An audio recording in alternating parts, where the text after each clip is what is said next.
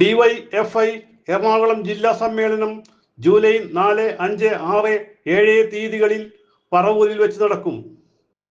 16 block കമ്മിറ്റികളിൽ നിന്നായി 300 പ്രതിനിധികളും 50 ജില്ലാ കമ്മിറ്റി അംഗങ്ങളും സമ്മേളനത്തിൽ പങ്കെടുക്കുമെന്ന് സംഘാടക സമിതി ചെയർമാൻ TV നിതിൻ, ജില്ലാ secretary AR Ranjith, convener CB Adarsh, treasurer KA Vidyanandan, block president PR Sajesh Kumar എന്നിവർ നോർത്ത് പറവൂർ പ്രസ് ക്ലബിൽ നടന്ന പത്രസമ്മേളനത്തിൽ മാധ്യമങ്ങളെ അറിയിച്ചു.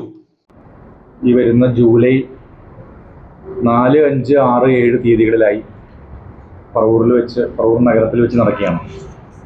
4-ാം തീയതി സമ്മേളനത്തിൻ്റെ അനുബന്ധ ജാഥകൾ, കൊടിമര ജാഥ, പതാക ജാഥ ഉൾപ്പെടെയുള്ള വിവിധ ജാഥകൾ 3 കേന്ദ്രങ്ങളിൽ നിന്നും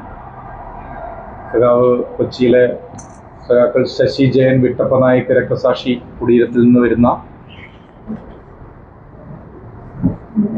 കടന്നു വരുന്നത് കൊടിമര ജാഥയും, അതുപോലെ തന്നെ മയക്കുമരുന്ന് മാഫിയക്കെതിരെയുള്ള പോരാട്ടത്തിൽ രക്തസാക്ഷിയായിട്ടുള്ള ഉദയംപേരൂരിലെ സഖാവ് വിദ്യാധരന്റെ രക്തസാക്ഷി മണ്ഡപത്തിൽ നിന്ന് വരുന്ന പതാക ജാഥയും, ചെറായിലെ സഖാവ് ചന്ദ്രബാബുവിന്റെ രക്തസാക്ഷി മണ്ഡപത്തിൽ നിന്ന് വരുന്ന ദീപശിഖ ജാഥയും ആണ് പറവൂരിൽ 4-ാം തീയതി വൈകുന്നേരം 5 മണിക്ക് പറവൂർ വ്യാപാര ഭവനിൽ കേന്ദ്രീകരിച്ച് വലിയ വരവേൽപ്പോടുകൂടി പൊതുസമ്മേളന നഗരിയിൽ പതാക ഉയർത്തിക്കൊണ്ട്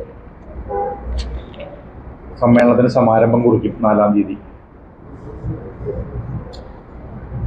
5-ാം തീയതിയും 6-ാം തീയതി പ്രതിനിധി സമ്മേളനമാണ്.